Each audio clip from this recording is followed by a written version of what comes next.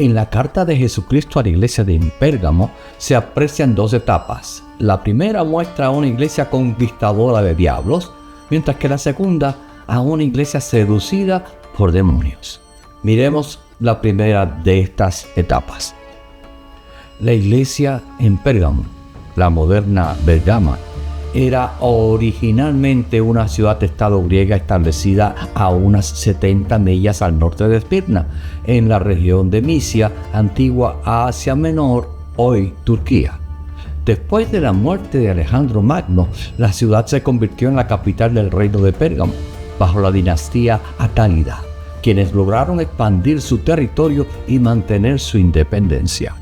Los reyes atálidas convirtieron a Pérgamo en un importante centro de cultura helenística, arte y ciencia, rivalizando incluso con otras grandes ciudades griegas tales como Atenas y Alejandría.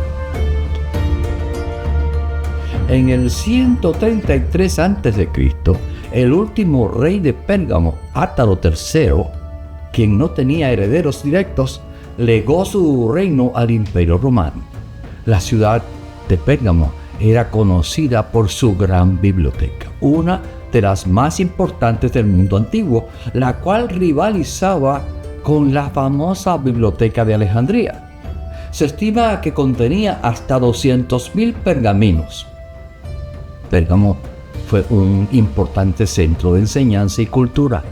Incluso se dice que la palabra pergamino deriva del nombre de esta ciudad, ya que allí se desarrolló una técnica especial para la fabricación de papel a partir de pieles de animales.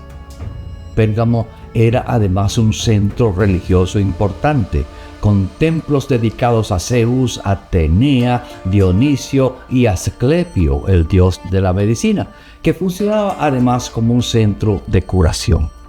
El gran altar de Zeus en Pérgamo era uno de los monumentos más impresionantes y significativos de la ciudad, dedicado al dios Zeus, el rey de los dioses en la mitología griega. Las dimensiones originales del altar eran de 69 metros de longitud, 77 metros de anchura y 9.70 metros de altura. Por sus grandes dimensiones y la complejidad de sus esculturas, era una obra maestra del arte helenístico, considerado extraoficialmente una de las 7 maravillas del mundo antiguo. En el altar de Zeus se realizaban sacrificios de animales dedicados a Zeus y probablemente a otros dioses del panteón griego para honrarlos y pedir protección y prosperidad. Pero el altar tenía también un propósito político y cultural. Era un símbolo del poder y la riqueza del reino de Pérgamo, por medio del cual los atálidas buscaron conectar su dinastía con los dioses del Olimpo. No es de extrañar que en el mensaje de Jesucristo se hace referencia a Pérgamo como el lugar donde está el trono de Satanás, la ciudad de Satanás.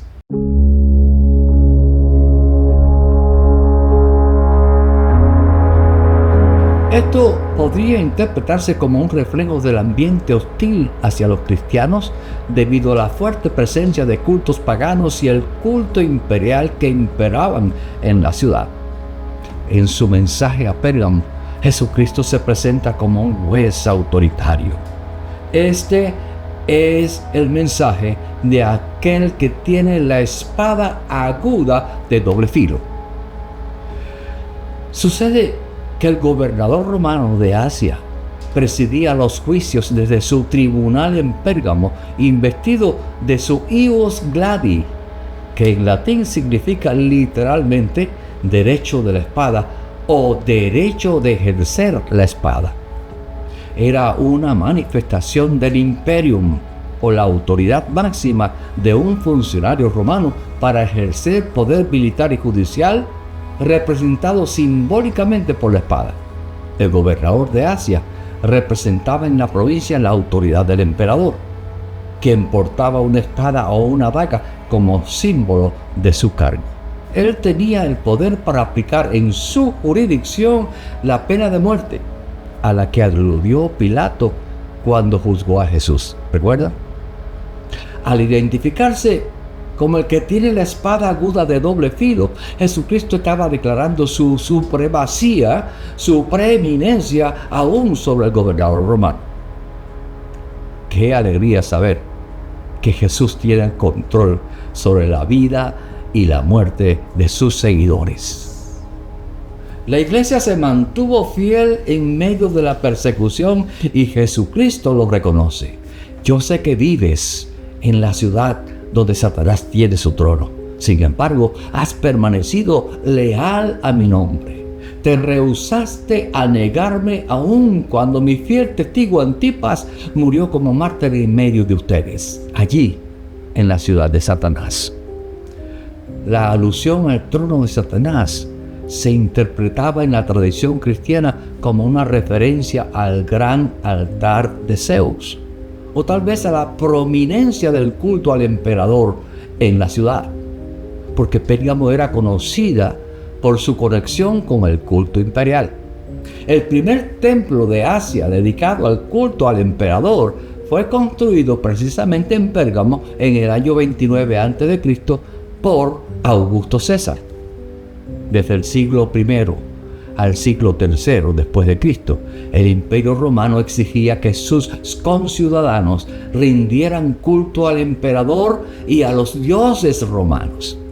Los cristianos que se negaban a hacerlo eran vistos como desleales al Estado y por lo tanto eran perseguidos.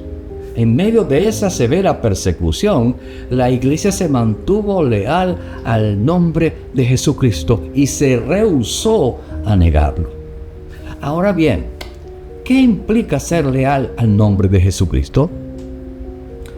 La expresión "has permanecido leal" proviene de un verbo griego que Strong define como usar la fuerza, es decir, agarrar o retener, tanto literal como figurativamente. En el bosquejo del uso bíblico de Larry Pierce, este verbo se define, entre otras acepciones, como aferrarse, es decir, no descartar ni dejar ir, mantener con cuidado y fidelidad, retener. La iglesia en Pérgamo se aferró con cuidado y fidelidad al nombre de Jesucristo en medio de la mayor intensidad de la persecución. Se cree que Antipas fue un líder cristiano o posiblemente el obispo de Pérgamo que fue martirizado allí por su fe. Según la tradición, fue asado lentamente hasta la muerte en una caldera de bronce durante el reinado de Domiciano. Miren ustedes, la fidelidad de un gran líder alimentó la del resto de los cristianos perseguidos. Podríamos decir que los cristianos de Pérgamo se aferraron a su lealtad a Cristo hasta el final, conquistando a los diablos que controlaban la ciudad. También en los tiempos modernos, numerosos cristianos han enfrentado persecución, sufrimiento e incluso la muerte debido a su fe. ¿Recuerdan que en febrero de 2015 el mundo fue sacudido por la brutalidad del autoproclamado Estado Islámico, cuando 21 cristianos coptos fueron decapitados uno por uno a orillas del mar Mediterráneo en Libia? Los militantes de ISIS proclamaron su asesinato como una advertencia a los seguidores de la cruz. Según los informes, muchos de estos mártires clamaron a Jesús y recitaron oraciones hasta sus últimos momentos. Algunos exclamaron "Señor Jesucristo" como sus últimas palabras, afirmando su fe hasta el final. Los 21 mártires coptos constituyen un impresionante testimonio de fe y fortaleza en tiempos modernos. Todavía está vigente esta declaración de Jesús: no teman a los que quieren matarles el cuerpo, no pueden tocar el alma. Teman solo a Dios.